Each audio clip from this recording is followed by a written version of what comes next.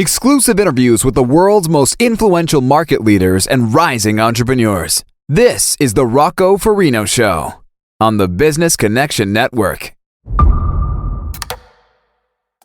Today on the Rocco Farino Show. All the taxes that you pay, Right. we end up paying less. So is it worth it to sell and to wait 10 years for an exclusion?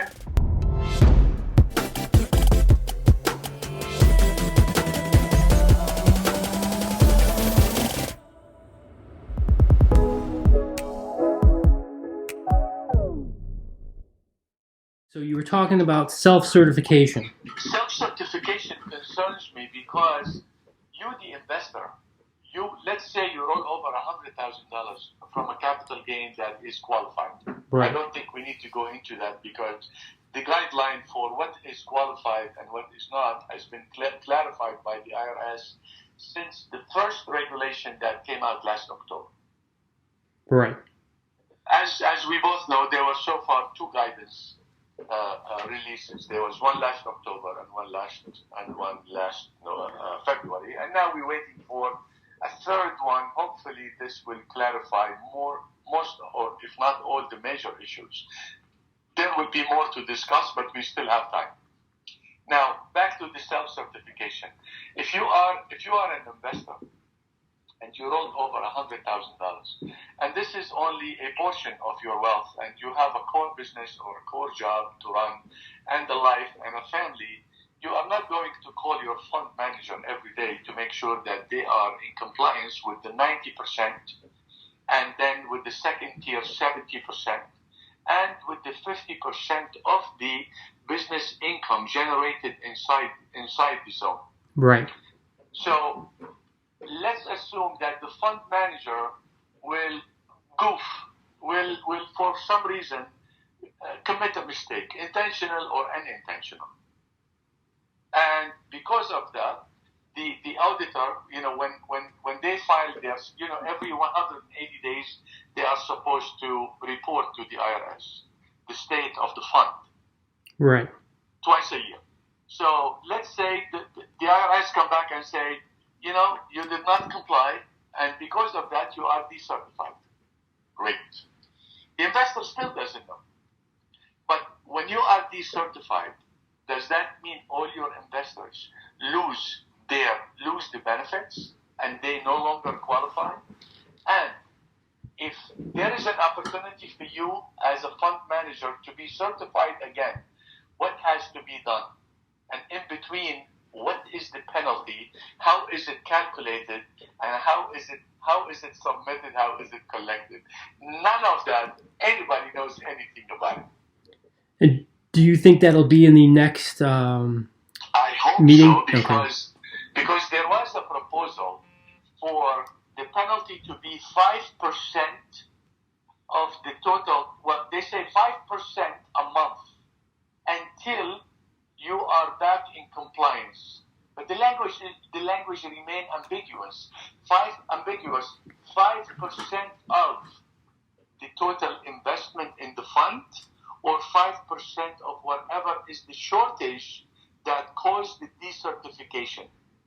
When I sat at the panel at KPMG earlier in March, there were three senior partners from KPMG, and I don't have to describe who is KPMG to the world. Right. I mean, one of the senior accountants, who is the one who ran the office of Washington, D.C., he stopped me. He said, "Kamil, are you involved with the people who wrote the administration?" I said, "Come on." I said, "I'm not a Washington person, but I am on the side of the investors. And I like this to be clarified. Me, the investor, I'm innocent. I'm not the bad boy. The bad boy is the fund manager. But when the fund manager falls, I'm going to fall with him because he is managing my money." So this is one. Now I'm going to take you to a separate point that I raised. Okay. Which is when you are a technology company, or you are a pharmaceutical research, or any other healthcare company that is a startup that is dreaming becoming a unicorn. Right. Normally, those companies, Rocco, do not have any revenue. The first 5 years, sometimes in pharmaceutical companies, I know from my engagements, the first 15 years, they do not make money. Pfizer worked over 22 years to reach a product called Viagra. Mm-hmm. So if they did, imagine if they did not have any other products that are supporting their revenue generation, they will be out of business. Right. Now, that particular company that opened in an opportunity zone, they own property or they just came and leased property and opened a opportunity zone business, which is the second tier of our discussion. Right. They don't have revenue. On December 31st of 2026, they have to pay the capital gain, correct? Correct. They never generated any money. So, can they hold money on the side from the beginning equal to whatever their obligation will be 7 years later? Or are they eligible to borrow, and how is that loan considered in their taxes? Is it part of their investment that they qualify at the end of 10 years if they stay for 10 years? Or if they decide after they take the 15% step up and they want to sell, how is the leverage considered? This is not clear yet. Right. Well, we know that when you hold the investment for 7 years, you get the 15% step up. Now, you're saying that when you receive the 15% step up, it should be coming from the profits from the business, correct? When the tax is due. Because the tax is due at the end of 7 years, correct? Correct. So which is December 31st, 2026. Right. But you did not generate any money. And you already burned the $100,000 that you came in with, which is fair because a lot of people never understand. Until now, it's still ambiguous. I mean, the company RSM Accounting. I heard of them, yeah. Yeah, one of the largest, and they're powerful in New York. They sponsored an event day before yesterday at the University Club, and the organizer asked me to be a speaker. I didn't want to because I enjoy more being among the audience and be able to grill the speakers. Right. So there was this gentleman who is probably in his late 70s. It's called the KIDD Corporation. They serve multi-family office. Okay. And I asked him several questions about Opportunity Zone at the end. During his presentation, he was overly confident and a little bit, with a little bit of arrogance that the audience did not appreciate. But after I asked him several questions consecutive, he said, "Sir, I haven't met you before, but I think you should take my seat." And I should go back to the audience because obviously I am not answering the questions. So imagine in an earlier conversation on a stage in a different venue, the senior director, who's a very, very nice Italian gentleman from New York, he's the senior partner who head the group at RSM of the Opportunity Zone. I was moderating and he was one of two panelists. And during the conversation, he said, "Kamil, do me a favor. Your questions are way above my pay grade. Imagine, this is a senior partner." He said, maybe you ask me and you answer for me. And people were laughing. And, I feel it's a duty. You saw me on stage. I feel always I owe the audience. And the Opportunity Zone till now has a lot of ambiguity, and it is not for everybody. Correct. I always say it's not for the real estate people. That's one. Mm-hmm. Because 1031 has more advantages. Right. Because, the deferral, you keep deferring as many as you want. The other thing that I point out to people, I tell them, look, today the capital gain is 20%, correct? Correct. let's assume in 2020 we have an administration who says that the reduction of the corporate tax had reduced the revenues for the IRS by 18%. That's what they're saying now. And the government need money in order to keep paying all those programs of Medicaid, Medicare, Social Security, and all the other social programs. Because of that, we are going to increase the capital gain back to 27%. That means all those who came in 2019, in 2026, they're going to pay 27% versus 20%. No one is telling this to the people. Right. If it doesn't happen in 2020, it could happen in 2024. If we need money. If the government needs money. Exactly. Yeah. So that's on the table. We are investors. We always take, in order to manage risk, we put all our options on the table. We can't say, oh, this will never happen. It will never rain tomorrow. No, that's as a wealth manager, you cannot predict the weather because that's not your job. Your job is to reduce the risk of having bad weather. Right. So we have here two possible administrations, 2020, 2024, that might. I know President Trump, if he's reelected, he's not going to do that. Right. But let's assume there is another administration that find it through whatever majority, whatever they deal, that they propose that, you know what, the capital gain has to increase in order to offset other shortages of revenues that the IRS is not receiving or not collecting for the national budget. So that means all those investors who invested in the opportunity zone, they will be subject to that, regardless of how high does it increase? Does it increase to 24%?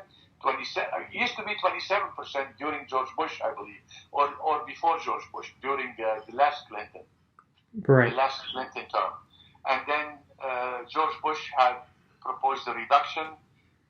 Then they created the 15 and 20, depends on your income, if you are single or you're married. You remember all that succession of changes. But today it's 20. Currently, yeah. There is a possibility. The attorneys, the IRS, the accountants, and you and I, we ought to tell this to the investors to let them be aware that this could happen. Just like in the footnotes, they always write, past records is not a guarantee of future results, correct? Correct. We have to tell them that. And the last thing I want to say, this play was not created to benefit the wealthy. This play was created to ultimately benefit the residents of the opportunity zone census. Because when every governor of every state and territory was asked to designate those census, the census were relied upon in selecting them. Everyone relied on the census of 2010. A lot of those areas in the last 9 years have changed dramatically, and that includes Queens, Brooklyn, Manhattan, Staten Island, the Bronx, and many others all over the country. Right. Where it's not fair that you designate them as opportunity zones. But all that set aside, no one discussed the qualifier of the zone. Rocco, the qualifiers of the zone are three indicators. One is for the income to be less than 80% of the average of the area median income. Correct. The AMI. Yep. That's one. Second is for the poverty, for the poverty rate to be above 20%. Okay.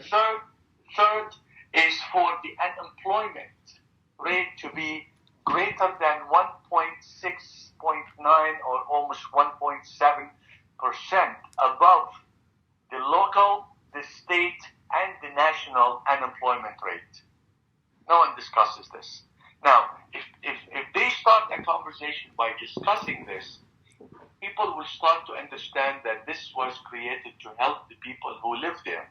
So for those who say, I am Blackstone or I am Brookfield, I am raising $4 billion.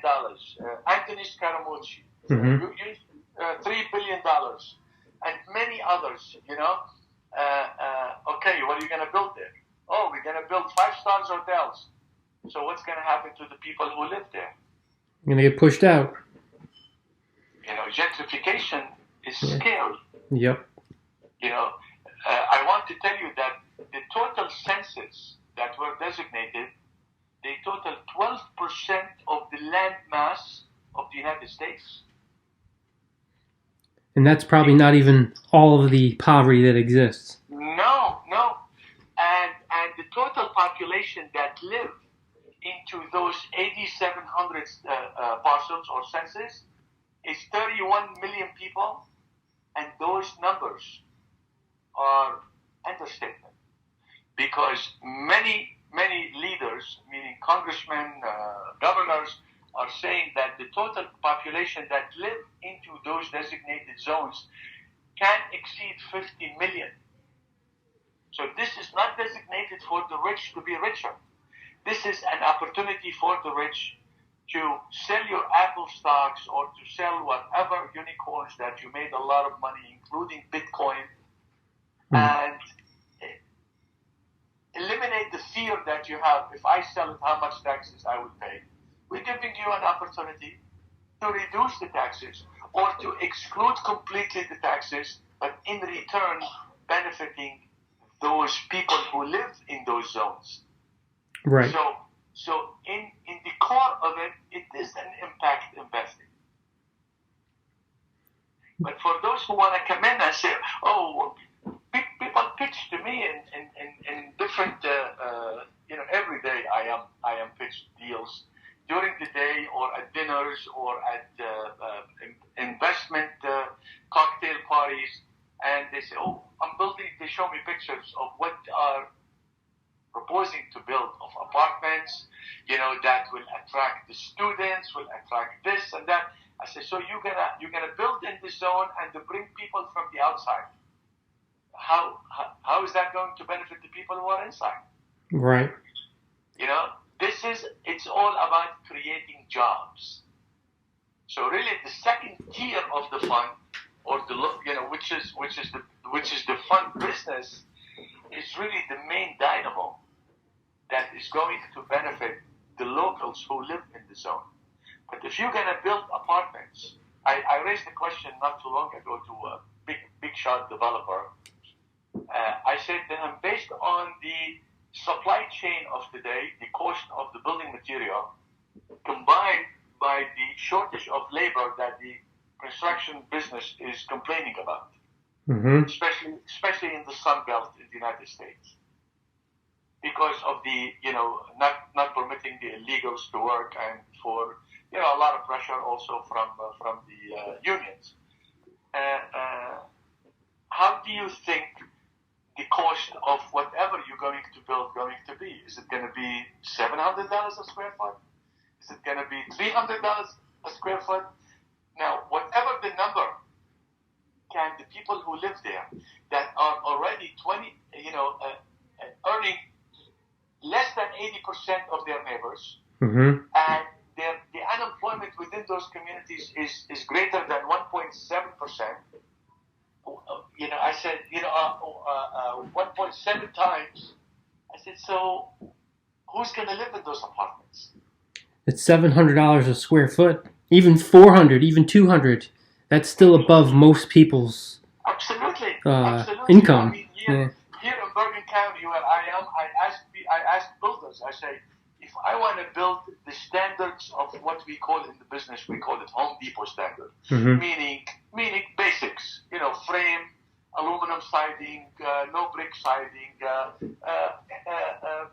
lower, the lowest grade of Anderson windows, regular hollow doors, sheetrock, basic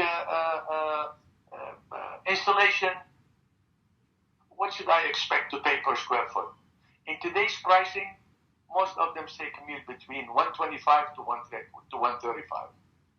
2-3 years ago, it used to be $100. Right. But the real numbers, I mean, you're calling everything basic, what we call the Home Depot basic. 135. How could those people afford it? Right now, they hardly can afford the rent. Correct. Well, I was talking to. Do you ever hear of a company called Square Roots? Yeah, I see their ads, I think. It's amazing. So basically, they have a. It's down in Brooklyn. So they're basically training urban farmers.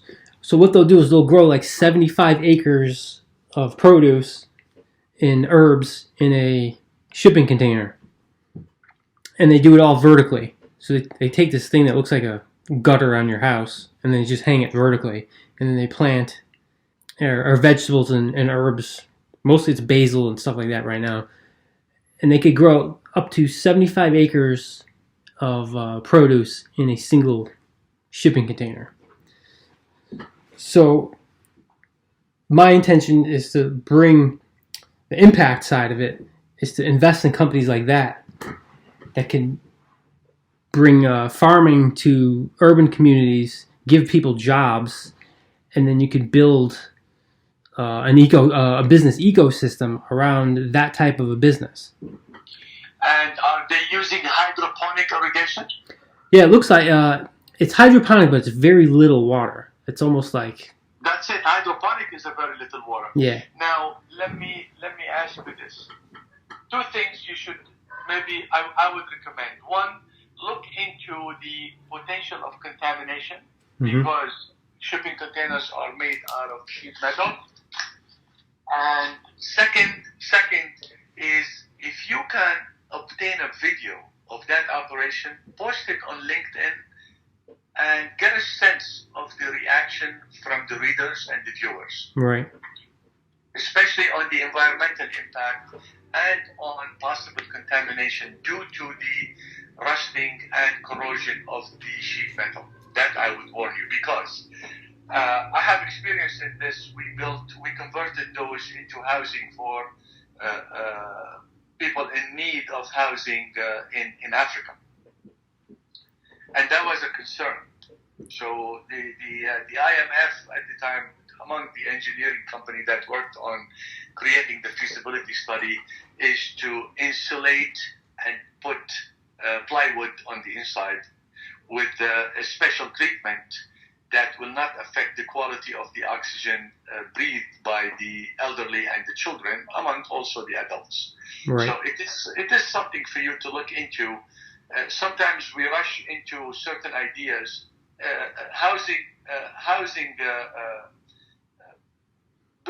Creating housing by using shipping containers has been an idea for some time, but also it has its setbacks because of the environmental impact. So, at that point, someone will say, hey, look, someone living under the umbrella, you're giving him a shipping container to live in that has partitions of doors and bathroom and possible electricity, and some of them have skylights. I've seen all kind of designs in my travel and my engagements. Still, there's always an environmentalist who would, come across contrarian.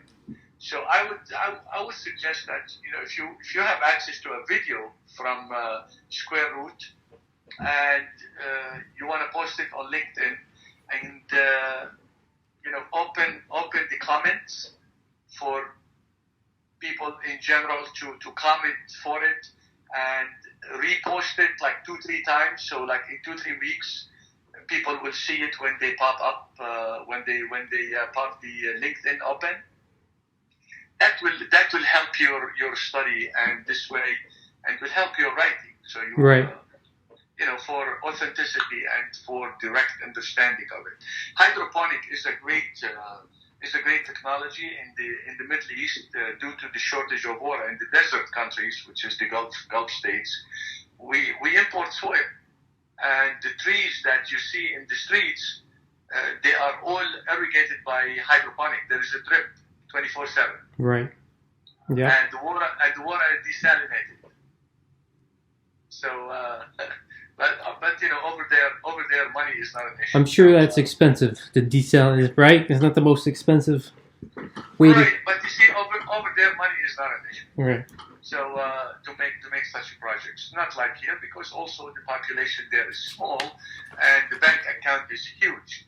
Over here, it's the other way around. Now we are pushing 320 million, and we still want to open for unregulated immigration. And I don't know how they're going to create jobs while the government is investing into AI and into robotics. Correct. I just don't understand that logic. But God bless them. Let them do what they want. You invest into robotics and into artificial intelligence. You must look forward to an unemployment that would go through the roof. Yes. I don't want to predict numbers, but I would say that it is counterintuitive to do this without a sense of planning, projection, give it timeline.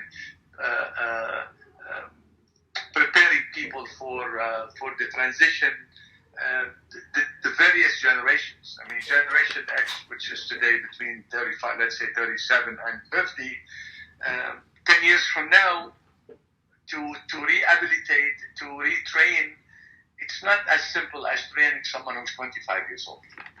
Right. A quick few questions for you. Let's say you're a foreign investor, you're interested in investing in opportunity zones. You're clear that if you own American assets, you get the tax step up, and if you hold it for the whole term, you get the full write-off. The question is, for example, if a company in Dubai was able to move a subsidiary or a startup to the United States into an opportunity zone, then investors in Dubai who have American assets that are taxable could avoid capital gains by investing in that business. Would you think that'd be a good idea? Yeah, so far I did not recommend it. I spoke at 2 events there since then, and I'm speaking there at an event on the second week of September. A big event, big micro. There will be a lot of global investors, and many they're already asking if I'm going to be there. They're going to register because I look here. Even here in the States, I say to people, wait. And they say, what shall we do? We don't want to miss the boat. I say, great. Go put a contract on the census, on the parcel, on the building, or on the company, and don't do anything. Buy it on the economics of it. Buy it as if and look for the economics of it as if there was no opportunity zone incentive. And wait for the final regulation. Right. When everything is clear, then you can move on. You want to raise capital now and wait? Okay. But remember, in your agreement with the investors, if you do not use the money for a certain period of time, the norm today is 12 months. You have to return the money plus the interest on the money and all the expenses, all the burning expenses, you will have to bear it by yourself. So you have to return them the full amount that they invested with you plus the interest. So that's something to be aware of. If a fund is created by a Dubai company that has investments in the US, it can take investors from anywhere, not only from Dubai. National investors, American investors, anybody. But would I recommend it for an investor from Dubai to do that? Well, you know what? You will have to backtrack to what FIRPTA and PATH and other regulations give of incentives to the foreign investor. So the foreign investor is not always subject to all the taxes that you pay.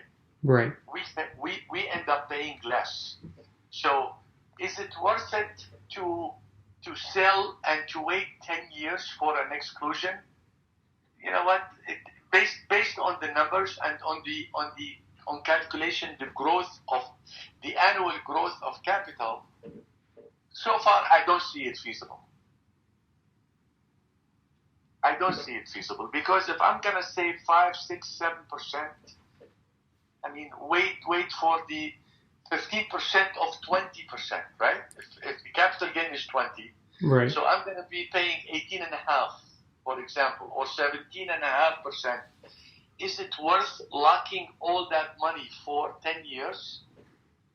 Am I gonna live for 10 years? No. Depends. No. Meaning, don't we always, you and I, when someone want to invest money with us, we say, how old are you? What's Right. your objective? How long do you want to stay in the game? How many people are with you? Well, I have $100,000. This is for my mom and dad. We're going to invest this to increase their retirement income. How old is mom and dad? Okay. Based on that, you will either create a basket where you will diversify between utility and dividends, like blue chip companies or multifamily. So it all depends on the age, the situation, the size of the AUM. So for foreign investors, they will be interested in preservation, definitely. So the 10 years, which should be no problem, providing that business is a business that desirable and high probability of growth.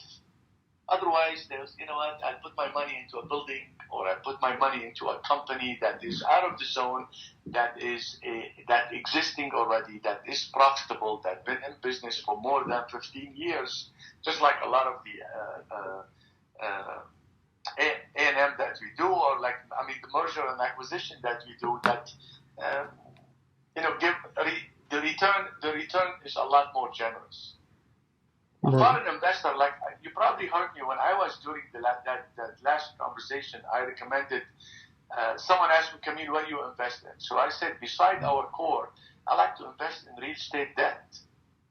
Real estate debt for foreign investor is a lucrative investment because of many tax provisions that really minimize the tax obligation to almost, it's a joke, nothing. Wow. Yeah, especially there is a program that many people are not of. I mention it on stage, and I wish someone will come to me after I get off stage to say, Kamil, what was that? Which is the one that's called portfolio interest. After today, go online, look into the IRS code for the portfolio interest. In a nutshell, the portfolio interest allow a foreign investor, non-bank, remember, non-bank, and non-partner in the deal to finance the deal and not be subject to capital gain on the profit, on the interest profit that he generates. How many people are aware of this? I sit in a law firm, including KPMG, and out of 100 accountants, there would be 2 of them that understand it. Well, that must be deep in the IRS code. Exactly. But how would you know that? When you are a successful advisor, that you do the global advisory, that you engage. When I am asked on stage, Kamil, how do you structure a global deal? I said you have to exercise a lot of prudence, because you have to fully understand the local tax of the host country and the incentives available for you as a foreign investor. Right. At that point, you can create tax efficiency and also a successful engagement and successful exit later on at the end of the term. Otherwise, your advice is really valueless. If I would invest in money for my investors into U.S. and don't understand the local laws of the U.S., as we've been discussing now since inception of this call, and also what is available for the foreign investor. At that point, you make a recommendation, okay, it is feasible to invest in Germany, but not in England, feasible to invest in France, but not in Holland. Right. And every once in a while, especially when I'm in Europe, there is always someone in the audience who tries to quiz me with this. and they know that they're going to get the right answer. Because otherwise, you cannot claim, anybody can say, oh, I work on global investments. I say, oh, yeah, do? Okay, where? We were at Richard Wilson in Miami. Did you attend the summit? No, I didn't have a chance to. The one in December. Next time you should. I'm definitely going to the one in December. Is that one it usually good, is? Good, because that is his best event. Okay. In past December, in 2 days event, we had 18 panels. I moderated 2, and I sat as a panelist in 2. So in one of the conversations when I was a panelist, I said something I repeat sometimes, every once in a while.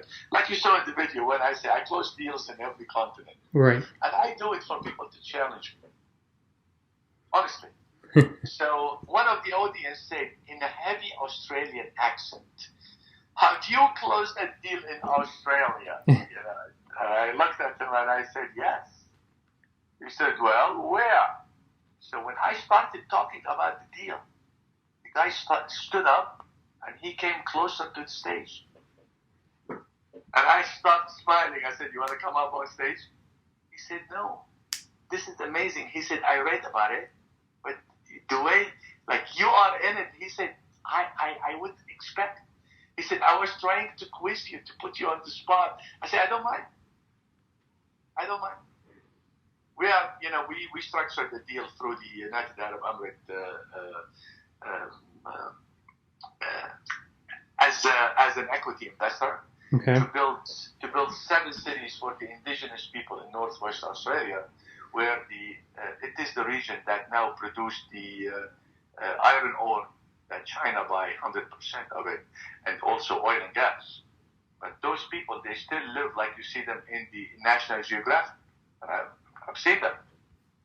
So the government decided to build cities for them. And for those who travel from the southeast, where Melbourne, Sydney, Canberra,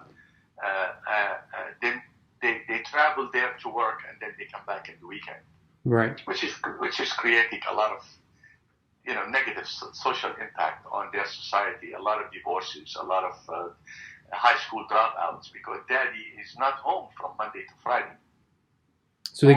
So they travel quite far. Exactly. Or in many cases, mom and dad. If mom is a pharmacist and dad is an engineer, and they leave on Monday, they come back on Friday, the kids on their own and at home. You know what that can create. Right. So the government invested into infrastructure to improve infrastructure in 7 existing cities. But when you talk Australia till today is 27 million people. So when you say like cities, the city for me looked like Dodge City of the time of Clint Eastwood and John Wayne. Maybe like 300 homes, 700 houses.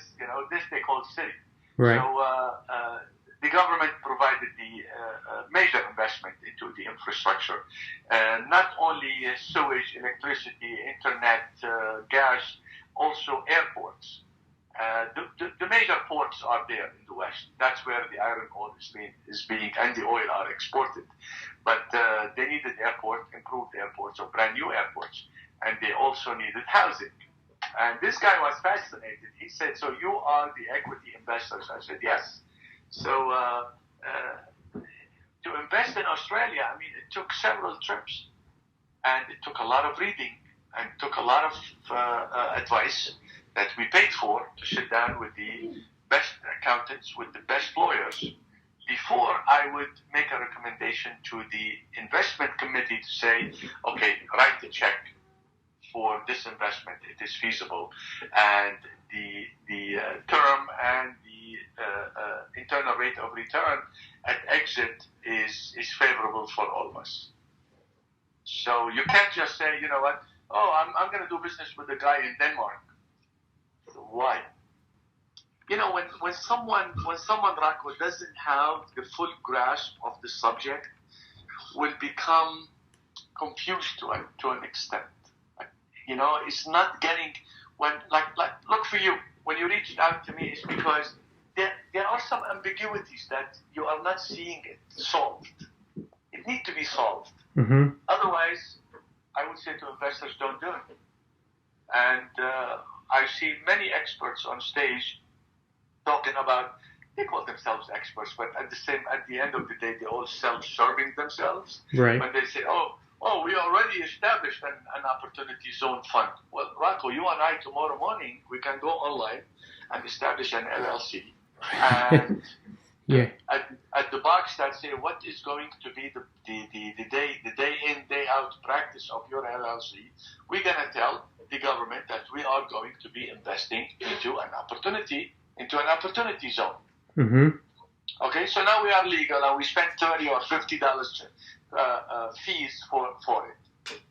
And then we can go on stage and say, we like to raise, let's say, $50 million for it. So that makes us an authority.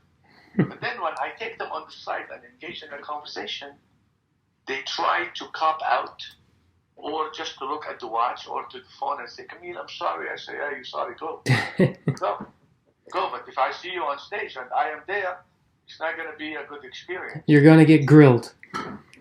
More than grilled because it's not fair. Right. It's not fair.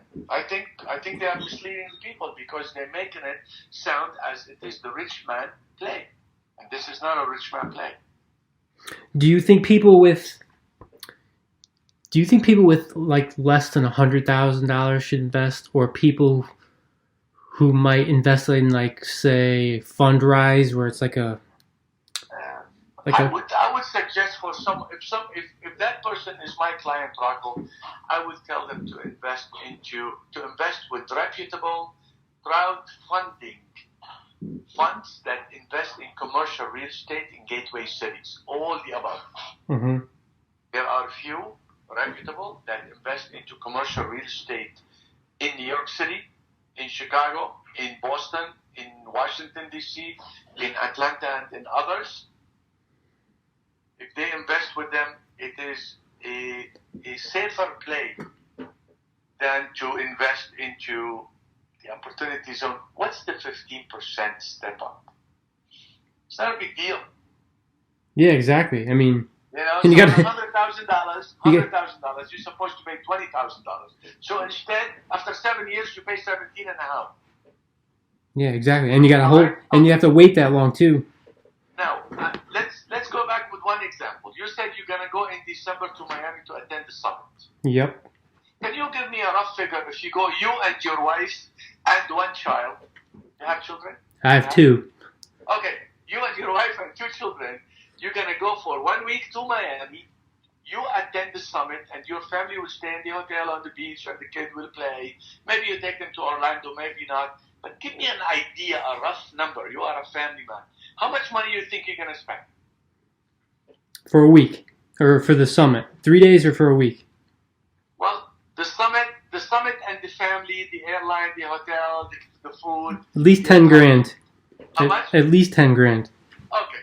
So, is it worth it saving $2,500, after 7 years on $100,000 income? No, absolutely not. Okay, so as simple as we just simplified it, it's a joke. Yeah. So the small guy, he will have better return and pay the 20%. It's okay. In due time, and invest into a crowdfunding into a gateway city commercial real estate. There are a lot of good deals. And then when that 100,000 become 500, invest into DST. All these facilities, the government is so generous in creating them for the benefit of the investors, for people to progress. Right. I mean, crowdfunding was a great play, and is still. So you would recommend someone with less than 100,000 to do some sort of a crowdfund instead of like finding some random.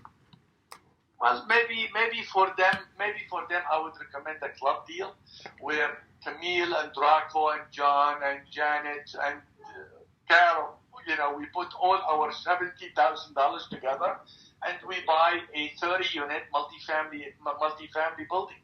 Mm-hmm. And reposition it, re-tenant it, and then in 3 to 5 years sell it and double our money. We don't need to go too complicated with an opportunity zone and into a crowdfunding. We simplified it by making it a club deal. Right. I'm sure Rocco has 3 cousins, and 2 sisters-in-law, and a friend Kamil, and a friend Richard Wilson, and all together we become a club deal. Right. It's like all that financial engineering is not necessary. And people were always attracted to all those jargons and complex of financial engineering products. And believe me, many of that led to the financial crisis of 2008. People want to invest into CMBS. Others, they want to invest into CDOs. What do you know about debt collateral obligations? Yeah. Oh, because someone from Schwab told him that your return will go up from 9% to 12%. Okay, but he didn't tell you that there's a possibility you're going to lose all the money because that's in the fine print. Right. Small people, I recommend for them invest into club deals in real estate, definitely. Now, for your fund, are you more real estate or are you interested in the direct business or startup? We have different buckets. Okay, so you're going to diversify. Exactly. But you're still waiting on the business end to clarify. Absolutely. I mean, look, if you have, let's say you speak to your dad and you tell him, I'm going to go by your name.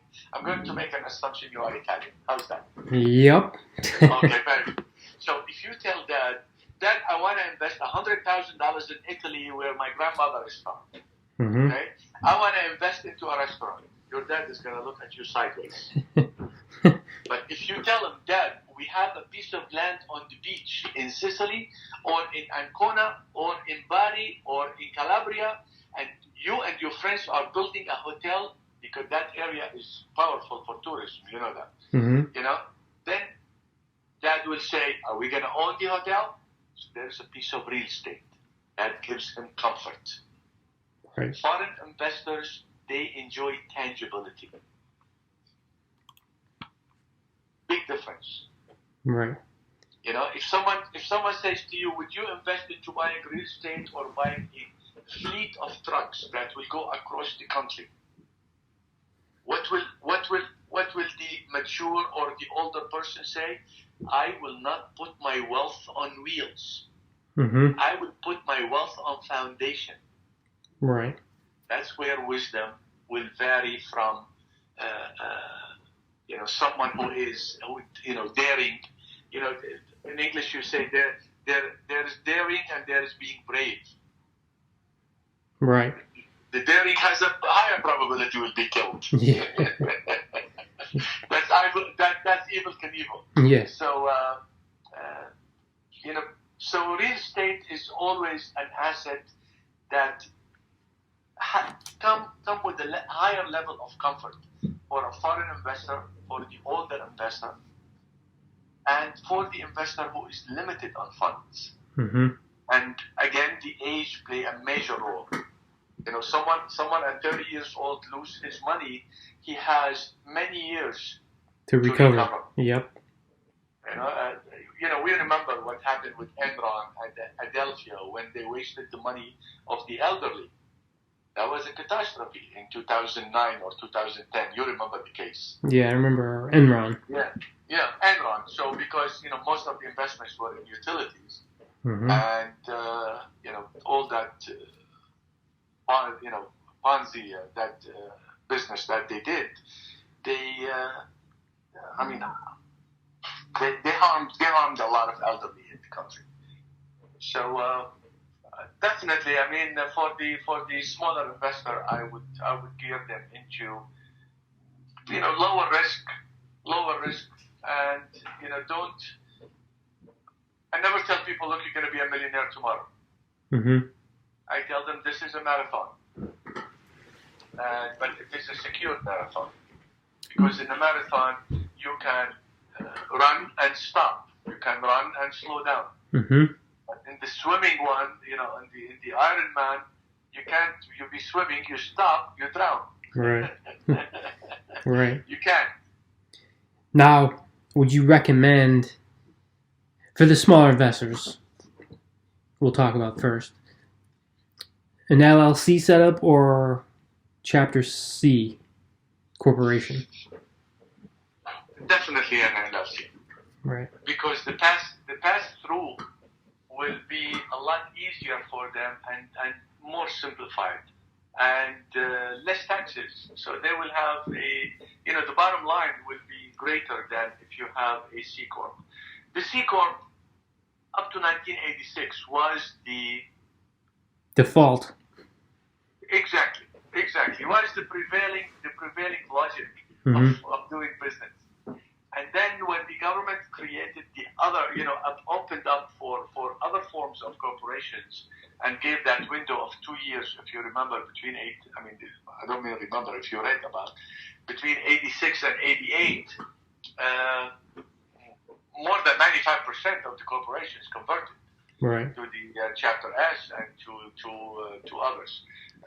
For those companies that remained under C Corp, they were given other windows where, going back to our initial conversation today, when you said you are against the C, what companies are doing now when they form the opportunity zone, now I'm talking about the fund manager now, with the expertise, they will establish a C, but then all the second tier of the businesses and of the assets they buy them under LLCs. Right. But what is the C for? The C will be only an intermediary to pay expenses and to pay salaries. They use the C for that. So the C would be the facilitator, the main fund, whereas each property would be the LLC, correct? Exactly. Yeah, okay. Exactly. Instead of saying, you know what, we have 4 LLCs in that fund, but Rocco say, why should the LLC I'm investing in pay all the salaries? Okay. So all those LLCs will contribute to the C, and the C will be the facilitator for the continuity and the success of the entire fund. That's another way. But at the end of the day, like I always say, I'm not an attorney. I am not a CPA, and in every case, you should always recommend that investor come in represented. Right. And when they say, "Oh no, I will rely on your CPA," I say, "No, get your advice in writing from your CPA, because also at the same, you want to protect yourself, Rocco. Right. Because you don't want someone to sue you or to complain one day, even talking in the market. Say, Rocco told me. Right. No, you are advised by your own professional who is certified by the state and by the government. And based on that, you participated in our investment vehicle. Nice. That would be always the best, and that's the best practice for every professional anyway. I said when they asked me in Panama, they said, "How do you, Kamil?" The question was really a complex question, multiple question in one about due diligence. And I said, "Look, based on the size of the deals that I work on, I don't cut corners when it comes to professionals." And I named companies that I use. I said I use Kirkland & Ellis, I use KPMG, I use Deloitte & Touche, I use Eisner Amper in New York, and I always demand advisors from those companies in the local area where the asset is. So I use Kirkland & Ellis in New York, and they are one of the best in the country. But if I'm doing the deal in Atlanta, I want the real estate partner of Atlanta. Right. They know the market. To manage my folder. And how you guys run your profit share into your company, that's your business. But I want my advice to come direct from a local expert. If he is the appraiser, if he is the property condition, environmental engineering, title company, I need always a local from where the site is located. And people appreciate this. Someone is going to send me a full recording of that panel if I have it, and I probably share it with you through Dropbox or something. But I did not get it yet. I only have like 2 minutes, 3 minutes excerpts that people use their iPhone. Right. And they shared with me when we did. That was valuable because local. the second morning, a local business newspaper in Panama, out of all the panels, 7 panels of the day, they only wrote about this panel, and I was quoted like 5 or 6 times in the article. What was the name of the conference? Yeah. RIA and Family Office. I'm gonna text you a picture that shows the name on the screen behind me. RIA and Family Office Global Summit or Global Conference, something like this. We're gonna have a second one in Montreal in July, and then we're gonna have one in Havana, Cuba. Oh, nice. In the end of October. Cuba. October. Okay. And this one was when? March? RIA Family Office? The most recent one? When was it? Yeah, was that one in March? This one was on the 21st to the 24th of March. So it was started last Thursday and ended on Sunday. Oh, okay. Just this past Sunday. So I might be able to find something. If not, if you could send it, that'd be great. Be my pleasure. Will be my pleasure. I hope this conversation today satisfied that whole list of questions that you have. Oh yeah, I appreciate it. I'm glad that I've got You to. can always reach out to me. You're a great man, and I always I thank your compliments, and thank you for your compliments, and for all the likes and for all the support that you give to my postings. Yeah. And I think we have something for Richard Wilson coming up in June, no? Yeah, I definitely think I'm gonna go into that. I don't know what the name of it is, but it would be Capital Raise. Capital Raise.